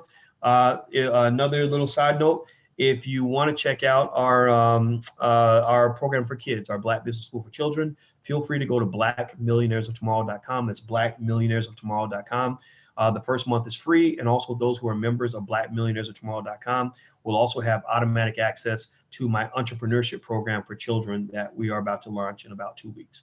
So I'm almost done. The videos are animated. They're pretty awesome, and they're designed where even a 5-year-old can understand these videos. I'm really, really super excited about it. In fact, let me see if I can show you one of the videos. This is what we do. I believe in cartoons. I think about the stuff that I used to like when I was a kid. And the thing that makes something less threatening is when you put it in cartoon form. So we like to put a lot of stuff in cartoon form, even for adults. I saw this movie called Boom Bust Boom on Netflix. Boom Bust Boom was a movie where they had all of these great, brilliant economists, Nobel Prize winning economists, who were explaining complex economic ideas using cartoons and puppets. I said, that is brilliant, because it diffuses it and gets rid of that fear that a lot of people have. So these cartoons aren't just for kids, really. We make them for the kids, but I'm here to tell you that if financial stuff, high level finance intimidates you, then watch it with your child. What's gonna happen is that when you watch it with your child, you're gonna learn, because we're teaching stuff to the kids that the parents do not know yet. So check this out. Here's one of the cartoons. Let me see if I can turn it on. I haven't even seen this one yet, so I'm going to actually see what she made here. This is about an elevator pitch. So this explains to your child how to do an elevator pitch for their business, which is basically a way to explain your business in 60 seconds or less so that people can get your idea quickly. You can sell it. People will want to buy into it. You got to have ways to do that. If you don't, then no one will invest in your business. So the elevator pitch is really important for your kids to understand. That goes into when I was talking about the principles of education, communication skill, very important for your kids. So let me play this video for you guys. Now, the next thing I want to talk to you about is the elevator pitch. Now, what is an elevator pitch? Let me explain it like this. Imagine that you are on an elevator and you are talking to the most important person in the world. Let's say it's Barack Obama. And Barack says, "Hey, little buddy, how you doing?" And you say, "Hi, Mr. Obama." And then you say, "Oh, I should tell him about my business." But let's say that Obama is on the elevator. He only has 90 seconds before he gets to his floor. Well, the elevator pitch is a way to explain your business idea in 60 to 90 seconds so that by the time Obama gets off that elevator, he knows what your business is. He gives you his business card, you give him your business card, and you two have made a contact. That's extremely important. You want to be able to explain your business idea quickly. So an elevator pitch might be like this. "Hi, Mr. President. My name is William Joseph, and my business is William Joseph's Candy. And I sell candy to underprivileged children for a discount, and we use part of the proceeds to help homeless people. The way we make our profit is we get candy from the wholesalers, and then we sell it at retail so that we're able to make enough profit to continue to operate." Now, that's not the only kind of pitch you can give, but your goal in the pitch is you want to be able to tell people who you are, what your business does, who your business serves, and how they can get in touch with you. So at the end, you want to tell them to find out more information, go to williamjosephcandy.com. And then what you do is you hand them your business card. As I mentioned in another video, everybody should have a business card, even a 5-year-old. So if you start a business and you learn how to start a business from Dr. Boyce Watkins, you better get your business cards because that's how people take you seriously. Okay, so that's just one example. So basically we have a lot of modules like that, and most of them are designed to be animated. And what you just saw really was a rough copy. But basically the goal at the end of the day is to get our kids in business school as early as possible so that they know how to run businesses at an early age. The concepts are already sinking in. That lifestyle, that way of thinking is already there. Wealth is a culture. And I believe that in your household, if you do this correctly, you can establish a culture of wealth building so that when your child gets older, they're going to really think that making money is actually very easy. They're not going to think that it's difficult. They're not going to look at life as a struggle. They're going to look at life as this place with all these amazing opportunities. I talked to an entrepreneur one time who's a cousin of mine who just raised about $3 million. He never went to college. He just raised about $2 to $3 million, at 2.5 to 3 million for a company that he's running with a friend of his. And he's about 30 years old, 31 years old. And it was really interesting. We were talking about making money. I remember hearing him say to somebody, there was another cousin I had who had a job, and he said, "Yeah, I just don't understand how to, I don't understand this idea of running a business, and where do you get money from? Like, how do you make money?" And I remember my cousin saying, the one who raised all the money, who has the business, he said, "Money's everywhere." And I noticed it was so fascinating how you had one person who had the job seeker mentality, who felt like money was scarce. And then you had the other person who had the wealth builder mentality, who felt like money was abundant. How is that true? How is money scarce for one person and abundant for the other? It all really does come down to mindset. So changing your own mindset is going to be hard work. It's going to take time. You can do it. It's going to take consistency and time. What I encourage you to do is to not let your kids be born and raised with the same handicap that you had or that I had, which was where we were raised with a certain mindset where we had to shift our thinking to get to a better place. Your kids should already be in that better place. And I guarantee you it's going to make a huge difference in terms of their success. So anyway, I'm going to get out of here, guys.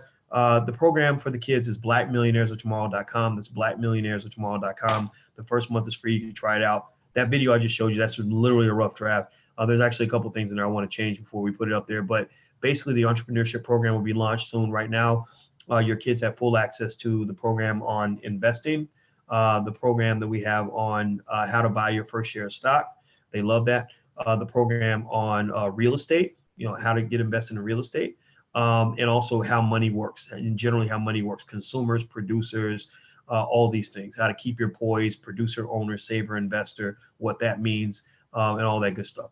So yeah, the first month is totally free. Yep, yep. Dreadhead Stepchild says free. Yes, it's free. First month doesn't cost you anything. We do that as an honor system kind of thing to say to you, like, look, just take a look, try it out, see if you like it. We just ask if you like it that you'll stay. But if you don't like it, then that's okay. We have a great customer service team. We love giving people their money back if they're not happy. We don't have to do it very often because what we offer is a superior product at a lower price. So I think you guys will like it. So I'm out of here, guys. Have a great day, and I'll see you soon. Those who are coming to the convention, give me a hug when we get there. And thanks for hanging out with me. It was fun. Talk to you later.